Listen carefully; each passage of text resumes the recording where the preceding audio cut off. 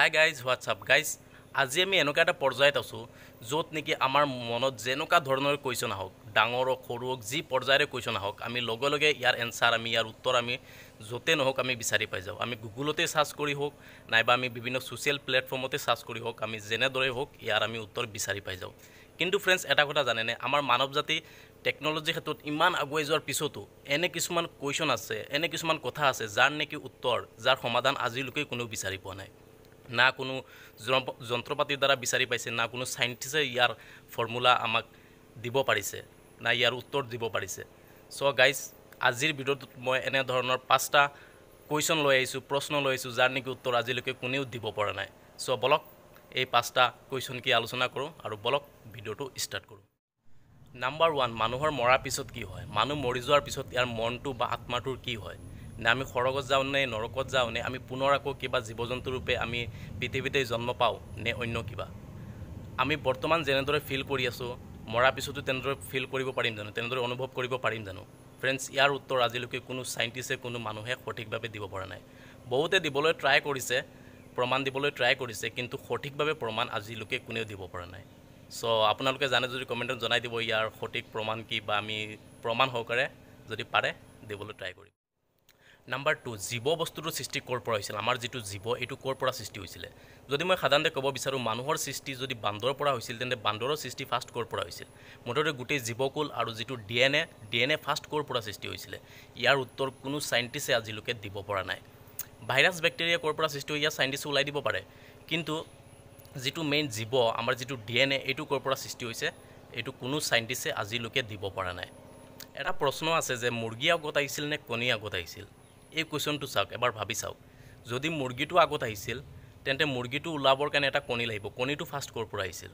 যদি আমি কওঁ কণীটো ফাৰ্ষ্ট আহিছিল তেন্তে কণীটো দিবলৈ এটা মুৰ্গী লাগিব মুৰ্গীটো ক'ৰ পৰা আহিছিল এন ধৰণৰ মানে কথা হৈ পৰিছে এইটো চ' ইয়াৰ উত্তৰ আজিলৈকে কোনেও দিব পৰা নাই যে ডিএনএৰ সৃষ্টি ক'ৰ পৰা হৈছিলে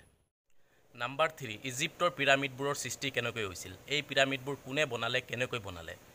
এটা শিলৰ ওপৰত আন এটা শিল বহোৱাৰ ফলতে এই পিৰামিডৰ সৃষ্টি হৈছিল আজিৰ টেকন'লজিয়ে আজিৰ সায়েন্সে এই পিৰামিড বনোৱাৰ কথা কল্পনাই কৰিব নোৱাৰে কিন্তু আগত কোনে বনালে সকলোতকৈ আচৰিত ধৰণৰ কথাটো হ'ল যে যেতিয়া এই পিৰামিডবোৰৰ সৃষ্টি হৈছিলে তেতিয়া মানৱ সভ্যতাৰ জন্মই হোৱা নাছিল কিন্তু ইমান ডাঙৰ ডাঙৰ পিৰামিডবোৰ কোনে বনালে এটা শিলৰ ওপৰত আন এটা শিল কোনে বহুৱালে এই কথাটো আজিলৈকে কোনো সায়েন্সে ইয়াৰ উত্তৰ দিব পৰা নাই কোনো সাইন্টিষ্টে ইয়াৰ ফৰ্মুলা বিচাৰি পোৱা নাই নাম্বাৰ 4 আমাৰ পৃথিৱীত কিমান প্ৰজাতি আছে কিমান জীৱ আছে ইয়াৰ উত্তৰ আজিলৈকে কোনো সাইন্টিষ্টে দিব পৰা নাই কিয়নো সায়েন্সৰ মতে 99% প্ৰজাতি এতিয়াও পানীৰ তলত সোমাই আছে অনলি 1% আমি বিচাৰি পাইছোঁ আমাৰ যিমান প্ৰজাতি আছে জীৱ জন্তু যিমানেই হওক